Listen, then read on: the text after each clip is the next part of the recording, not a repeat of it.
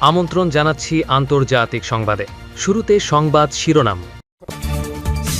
পশ্চিম তীরে নতুন ৭৬৪ ইহুদি বসতি নির্মাণের অনুমোদন দিল ইসরায়েল। ইউক্রেনের বিরুদ্ধে শান্তি আলোচনা ভেস্তে দেওয়ার অভিযোগ রাশিয়ার।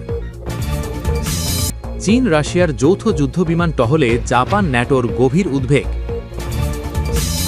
ভারতকে বোল্ট করার নতুন মিশনে পাকিস্তান। এবং সর্বশেষ থাকবে যুক্তরাষ্ট্রের বিরুদ্ধে ইরানের ড্রোন নকলের অভিযোগ।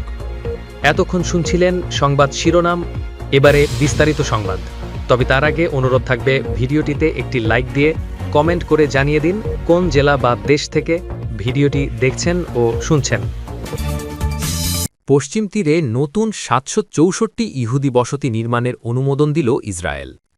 গাজা উপত্যকায় যুদ্ধবিরতি চলমান থাকা অবস্থায় পশ্চিম তীরেও নতুন করে দখলদারিত্ব বাড়ানোর পথ খুলে দিল ইসরায়েল।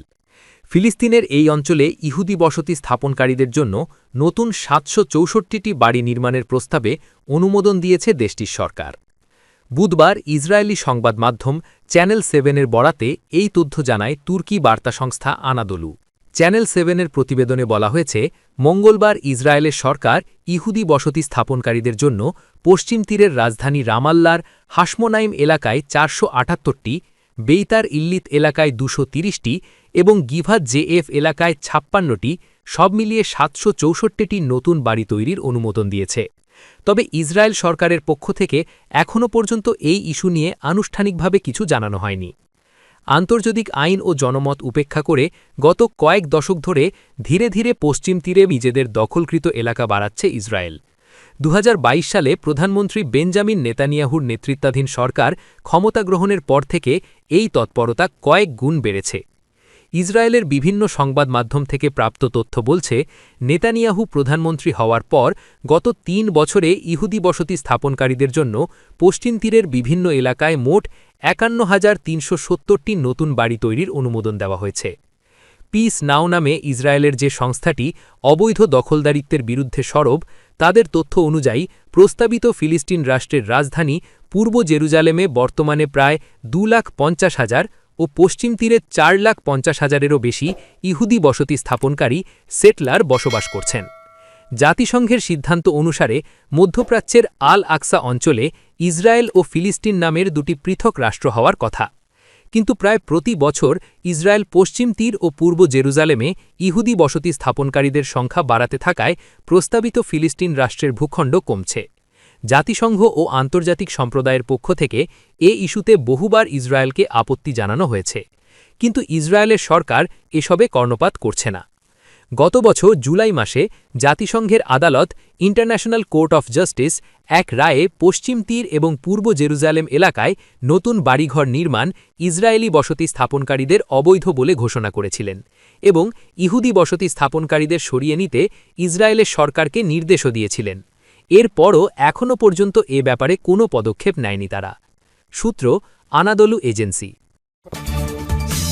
ইউক্রেনের বিরুদ্ধে শান্তি আলোচনা ভেস্তে দেওয়ার অভিযোগ রাশিয়ার। রাশিয়ার পররাষ্ট্র মন্ত্রণালয়ের বিশেষ দূত রোডিয়ন মিরোশনিক বলেছেন, কিয়েভ ইচ্ছাকৃতভাবে এমন সব শর্ত সামনে আনছে যা মস্কোর জন্য গ্রহণযোগ্য নয়। এছাড়া ইউক্রেন শান্তি আলোচনাকে ভেস্তে দিয়ে তার দায় রাশিয়ার উপর চাপানোর জন্য এমনটা করছে বলেও জানান তিনি। সংবাদমাধ্যম ইজভেস্তিয়াকে দেওয়া এক সাক্ষাৎকারে তিনি বলেন, আমার মনে হয় এটি সময় নষ্ট করা বা এক ধরনের ব্লাফ ছাড়া আর কিছু নয়। কিয়েভ ট্রাম্পের প্রস্তাবিত শর্তগুলোকে যতটা সম্ভব বদলে ফেলতে চায়। তিনি আরও বলেন, বাস্তবে কিয়েভ এমন সব শর্ত দিচ্ছে যা রাশিয়ার পক্ষে মেনে নেওয়া অসম্ভব। এর পরের ধাপ হল রাশিয়ার উপর অভিযোগ চাপানো যে আলোচনাকে তারাই নষ্ট করেছে।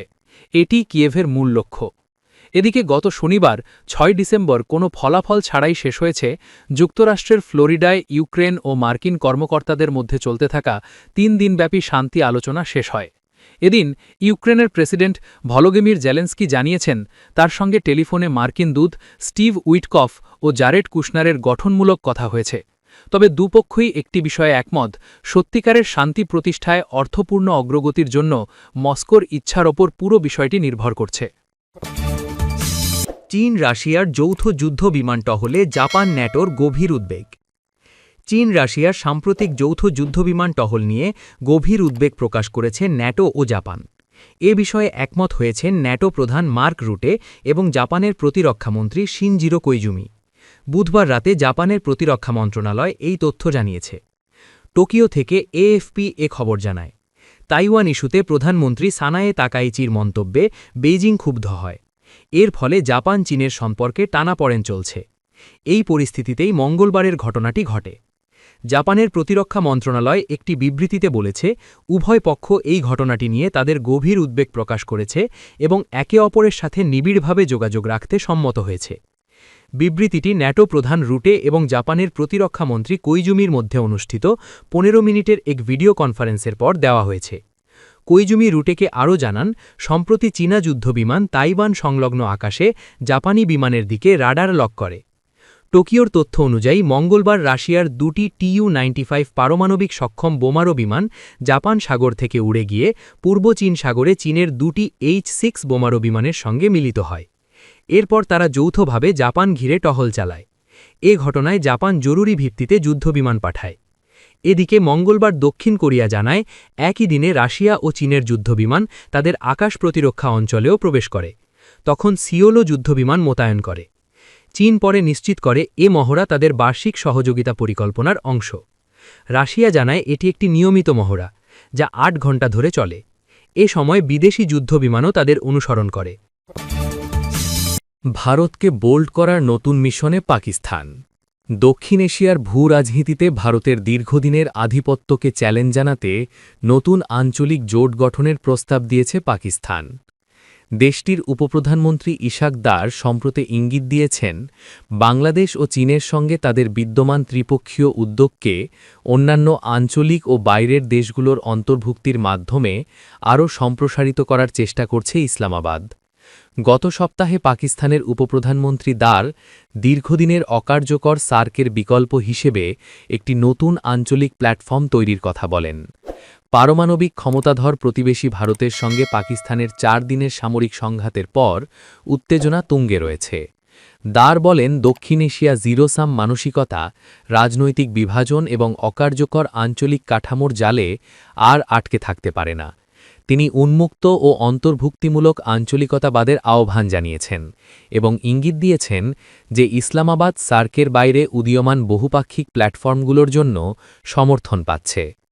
পাকিস্তান, বাংলাদেশ ও চীন চলতি বছরের প্রথম দিকেই পারস্পরিক সহযোগিতার জন্য একটি ত্রিপক্ষীয় প্রক্রিয়া প্রতিষ্ঠা করেছে, যার প্রথম বৈঠক জুনে চীনের কুনমিংয়ে অনুষ্ঠিত হয়। দার বলেছেন, এই ধারণাটিকে সম্প্রসারিত করা যেতে পারে এবং আঞ্চলিক অগ্রাধিকার কারও অনমনীয়তার কাছে জিম্মি হওয়া উচিত নয়, যা ছিল ভারতের প্রতি তার প্রচ্ছন্ন ইঙ্গিত। 1985 সালে ঢাকায় প্রতিষ্ঠিত সার্কের মূল লক্ষ্য ছিল সদস্য দেশগুলোর মধ্যে অর্থনৈতিক বৃদ্ধি, সামাজিক অগ্রগতি ও সাংস্কৃতিক উন্নয়নকে উৎসাহিত করা। এর প্রতিষ্ঠাতা সদস্য ছিল ভারত, পাকিস্তান, বাংলাদেশ, ভুটান, মালদ্বীপ, নেপাল ও শ্রীলঙ্কা। পরে 2007 সালে আফগানিস্তান যুক্ত হয়। তবে ভারত-পাকিস্তান উত্তেজনার কারণে এই জোটটি প্রায় অকার্যকর হয়ে পড়েছে। 2016 সালে উরি হামলার পর ভারতের আপত্তিতে বাতিল হওয়ার পর থেকে সার্কের কোনো বৈঠক অনুষ্ঠিত হয়নি। এর ফলে ভারত এখন পাকিস্তানকে বাদ দিয়ে বিমস্টেক অর্থাৎ বে of Bengal initiative for multi-sectoral technical and economic cooperation জোটের দিকে বেশি মনোযোগ দিয়েছে। যুক্তরাষ্ট্রের বিরুদ্ধে ইরানে ড্রোন নকলের অভিযোগ। ইরানের সামরিক প্রযুক্তি নকল করে নতুন ড্রোন বানানোর অভিযোগে যুক্তরাষ্ট্রকে ব্যঙ্গ করেছে তেহরান। দেশটির দাবি, নিজেদের তৈরি শাহেদ ড্রোনের অনুকরণে মার্কিন প্রতিরক্ষা বিভাগ ড্রোন প্রস্তুত করায় প্রমাণ হয়েছে ওয়াশিংটন ইরানি অস্ত্র প্রযুক্তির সামনে নতি স্বীকার করেছে। মঙ্গলবার এক বিবৃতিতে ইরানি সেনাবাহিনীর মুখপাত্র ব্রিগেডিয়ার জেনারেল আবুল ফজল শেখারচি বলেন, যারা নিজেদের প্রযুক্তিগত সুপার পাওয়ার বলে পরিচয় দেয় তাদের ইরানি ড্রোন অনুকরণে বাধ্য হতে দেখা আমাদের জন্য গর্বের বিষয়। শাহেদ সিরিজের ড্রোন রাশিয়া থেকে ইয়েমেন অনেক মিত্রদেশেই সফলভাবে সরবরাহ করেছে তেহরান। এদিকে আইআরজিসির মুখপাত্র আলী মোহাম্মদ নাইনি দাবি করেন, শাহেদ ড্রোন বহুস্তরীয় আকাশ প্রতিরক্ষা ভেদ করে দীর্ঘ পথ অতিক্রম করে লক্ষ্যবস্তুতে আঘাত হানতে সক্ষম।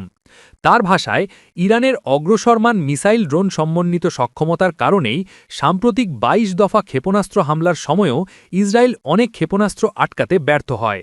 যুক্তরাষ্ট্রের নকলের চেষ্টা তাই তাদের উদ্বেগের প্রতিফলন বলে মন্তব্য করেন তিনি। ইরান ইসরায়েল উত্তেজনা ও যুক্তরাষ্ট্রের সম্পৃক্ততার মধ্যে ওয়াশিংটনের এই পদক্ষেপ নিয়ে নতুন বিতর্ক তৈরি হয়েছে। এর মধ্যেই মার্কিন প্রতিরক্ষা দপ্তর নিশ্চিত করেছে যে মধ্যপ্রাচ্যে নতুন ড্রোন মোতায়েন করা হয়েছে। তথ্যসূত্র ওয়াল স্ট্রিট জার্নাল ও ইরান ইন্টারন্যাশনাল।